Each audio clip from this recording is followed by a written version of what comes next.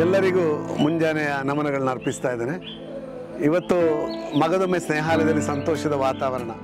ಒಂದು 11 ಜನ ಮಾನಸಿಕವಾಗಿ ಅಸ್ವಸ್ಥಗೊಂಡು ಸ್ನೇಹಾಲಯದ ಚಿಕಿತ್ಸೆ ಪರಿಪಾಲನೆಯಿಂದ ಸೌಖ್ಯ ಹೊಂದಿ ಭಾರತದ ವಿವಿಧೆಡೆ ಅವರನ್ನು ತಲುಪಿಸುವಂಥ ಒಂದು ಕಾರ್ಯಕ್ಕೆ ಚಾಲನೆ ನೀಡ್ತಾ ಇದ್ದೇವೆ. ನಮ್ಮ ಜೊತೆಯಲ್ಲಿ ಶ್ರದ್ಧದ ಬಸವರಾಜ್ ಸರ್ ಇದ್ದಾರೆ. ಈ ಒಂದು ಪ್ರಯಾಣ ಹಲವಾರು ವರ್ಷಗಳಿಂದ ನಾವು ಮಾಡ್ತಾ ಇದ್ದೇವೆ. 1600ಕ್ಕಿಂತಲೂ ಹೆಚ್ಚು ಜನರನ್ನು ಭಾರತದ ವಿವಿಧ ಭಾಗಗಳಿಗೆ ನಾವು ಇಷ್ಟವರೆಗೆ ಕಳಿಸಿದ್ದಾಗಿದೆ.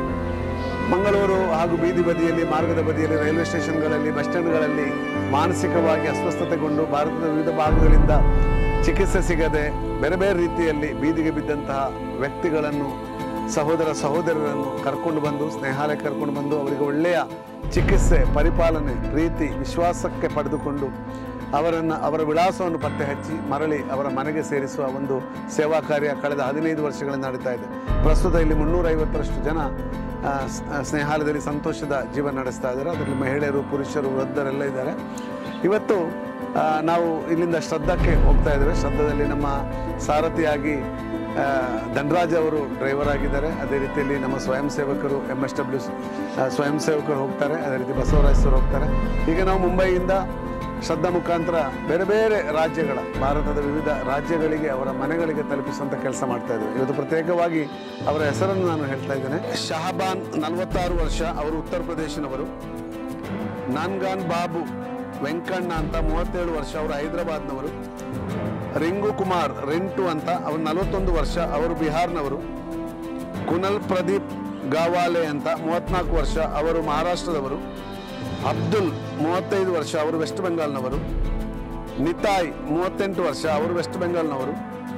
ರಾಮನಾಥ್ 64 ವರ್ಷ, ಅವರು ಒಡಿಶಾದವರು. ಮಲ್ಲೇಶ 32 ವರ್ಷ, ಅವರು ಆಂಧ್ರ ಪ್ರದೇಶದವರು. ಹರೋನ್ ಮಲ್ಲಿಕ್ ವೆಸ್ಟ್ ಬೆಂಗಾಲ್ನವರು 53 ವರ್ಷ. ರಾಜ್ ಕಿಶೋರ್ 65 ವರ್ಷ, ಅವರು ಬಿಹಾರ್ನವರು. ಇದರಲ್ಲಿ ಕೊನೆಯ 4 ಜನರು ರಾಮನಾಥ್, ಮಲ್ಲಯ್ಯ ಹಾಗೂ ಹರೋನ್ ಮಲ್ಲಿಕ್ ಹಾಗೂ ರಾಜ್ ಕಿಶೋರ್ ಅವರು ಕಣ್ಣೂರಿನ ಟನಲ್ ಎಂಬ ಸಂಸ್ಥೆಯಿಂದ ಹಲವಾರು ವರ್ಷ ಆ ಸಂಸ್ಥೆಯಲ್ಲಿದ್ದವರು. ಅವರಿಗೆ ವಿಳಾಸವನ್ನು ಪತ್ತೆ ಹಚ್ಚಿ ತಲುಪಿಸಲಿಕ್ಕೆ ಸಾಧ್ಯವಾಗಿರಲಿಲ್ಲ. ಸ್ನೇಹಾಲಯ ಅದರ ಮುತುವರ್ಜಿಯನ್ನು ವಹಿಸಿಕೊಂಡು ಆ 4 ಜನರನ್ನು ತಮ್ಮ ಸ್ವಂತ ಊರುಗಳಿಗೆ ತಲುಪಿಸುವಂಥ ಒಂದು ಜವಾಬ್ದಾರಿಯನ್ನು ನಾವು ಕೈಗೊಳ್ತಾ ಇದ್ದೇವೆ. ಸರ್ವಶಕ್ತರಾದ ದೇವರು ಈ ಪ್ರಯಾಣದಲ್ಲಿ ಎಲ್ಲರನ್ನೂ ಒಳ್ಳೆಯ ರೀತಿಯಿಂದ ಮನೆ ತಲುಪುವಂತೆ ದೇವರು ಅನುಗ್ರಹಿಸಲಿ. ಹೀಗೆ ಕಳೆದ 15 ವರ್ಷಗಳಿಂದ ಬೇರೆ ಬೇರೆ ರೀತಿಯಲ್ಲಿ ಕಷ್ಟಪಡುತ್ತಿರುವ ಮಾನಸಿಕ ಅಸ್ವಸ್ಥರನ್ನು ಕರೆತಂದು ನಮಗೆ ಈ ಸೇವೆ ಮಾಡಲು ಸಹಾಯ ಮಾಡುವ ಎಲ್ಲ ದಾನಿಗಳಿಗೆ ನಾನು ಕೃತಜ್ಞತೆ ಸಲ್ಲಿಸ್ತಾ ಇದ್ದೇನೆ.